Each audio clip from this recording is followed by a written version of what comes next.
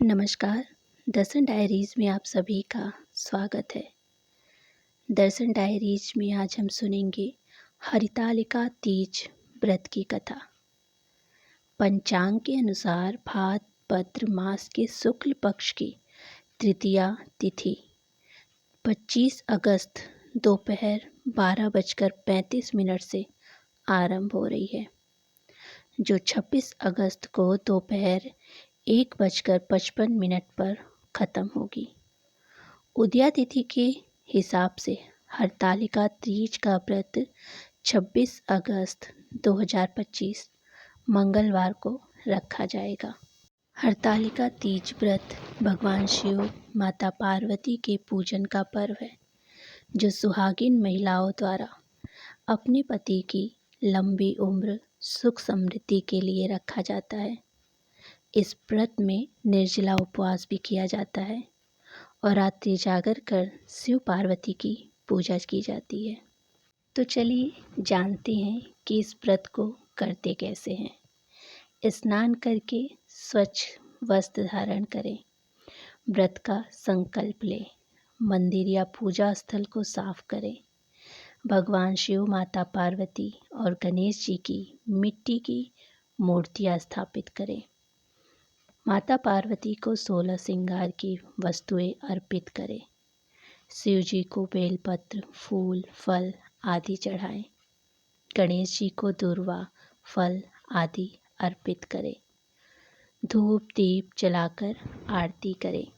इसके बाद हरतालिका तीज व्रत कथा पढ़ें या सुनें, रात्रि जागरण करें, भजन कीर्तन करें, पूरे विधि विधान से शिव पार्वती की पूजा करें, चौकी पर लाल कपड़ा बिछाकर शिव पार्वती की स्थापना करें, कलश स्थापना करें, धूप दीप नैवेद्य फल फूल आदि अर्पित करें, मंत्रों का जाप करें।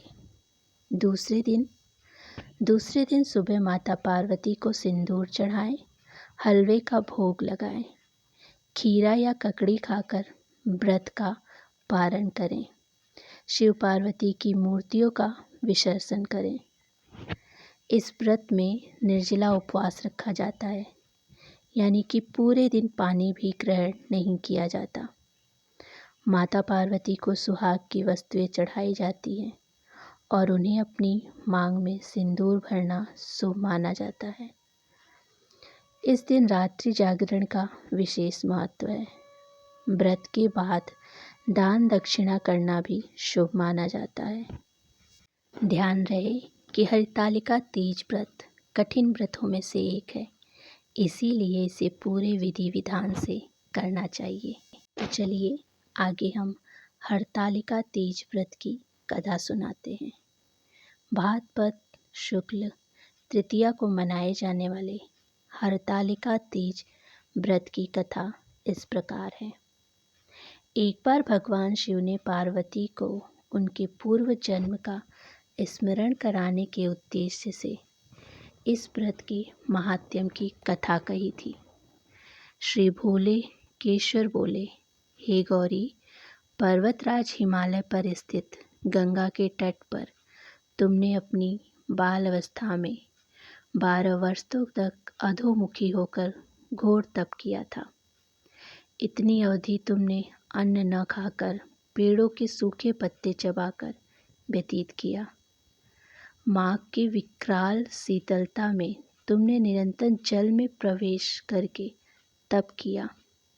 वैशाख की जला देने वाली गर्मी में तुमने पंचाग्नि से शरीर को तपाया। श्रावण की मूसलाधार वर्षा में खुले आसमान के नीचे बिना अन्न जल ग्रहण किए समय व्यतीत किया। तुम्हारे पिता तुम्हारी कष्ट साध्य तपस्या को देखकर बड़े दुखी होते थे, उन्हें बड़ा क्लेश होता था। तब एक दिन तुम्हारी तपस्या तथा पिता के क्लेश को देखकर नारद जी तुम्हारे घर पधारे। तुम्हारे पिता ने हृदय से अतिथि सत्कार करके उनके आने का कारण पूछा। नारद जी ने कहा, गिरिराज, मैं भगवान विष्णु के भेजने पर यहाँ उपस्थित हुआ हूँ। आपकी कन्या ने बड़ा कठोर तप किया है। इससे प्रसन्न होकर वे आपकी सुपुत्री से विवाह करना चाहते हैं। इस संदर्भ में आपकी क्या राय है, जानना चाहता हूँ।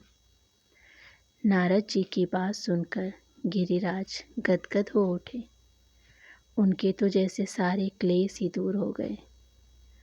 प्रसन्नचित्त होकर वे बोले, श्रीमान, यदि स्वयं विष्णु मेरी कन्या का वरण करना चाहते हैं तो भला मुझे क्या आपत्ति हो सकती है।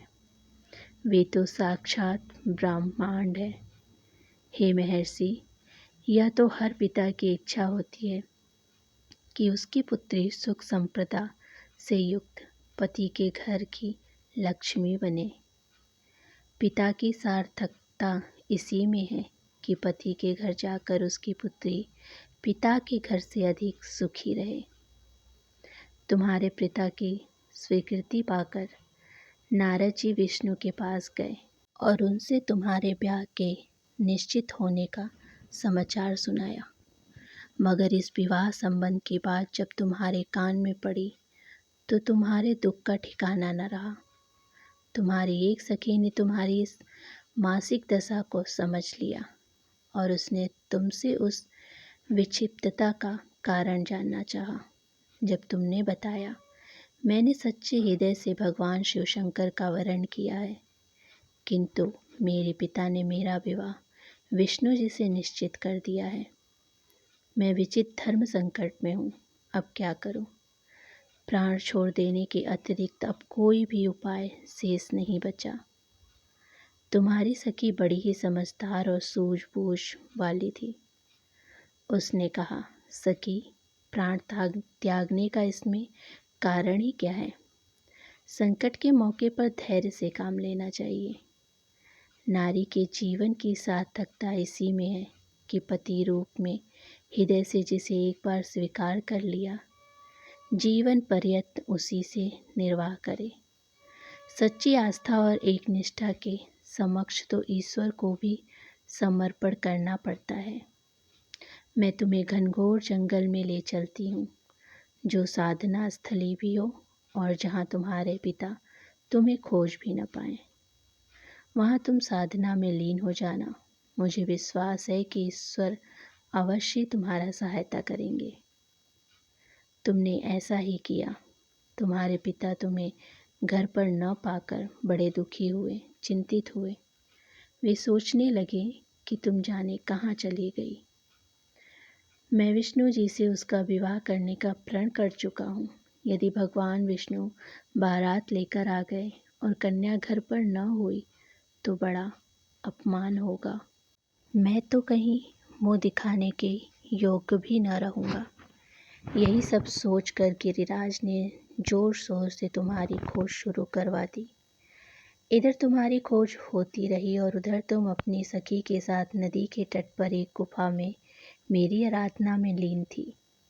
भाद्रपद शुक्ल तृतीया को हस्त नक्षत्र, उस दिन तुमने रेत से शिवलिंग का निर्माण करके व्रत किया। रात भर मेरी स्तुति गीत गाकर जागी। तुम्हारी इस कष्ट साध्य तपस्या के प्रभाव से मेरा आसन डोलने लगा। मेरी समाधि टूट गई। मैं तुरंत तुम्हारे समक्ष जा पहुंचा और तुम्हारी तपस्या से प्रसन्न होकर तुमसे वर मांगने के लिए कहा। तब अपनी तपस्या के फलस्वरूप मुझे अपने समक्ष पाकर तुमने कहा, मैं हृदय से आपको पति के रूप में वरण कर चुकी हूँ। यदि आप सचमुच मेरी तपस्या से प्रसन्न होकर आप यहाँ पधारे हैं तो मुझे अपनी अर्धांगिनी के रूप में स्वीकार कर लीजिए। तब मैंने तथास्तु कहकर कैलाश पर्वत पर लौट आया।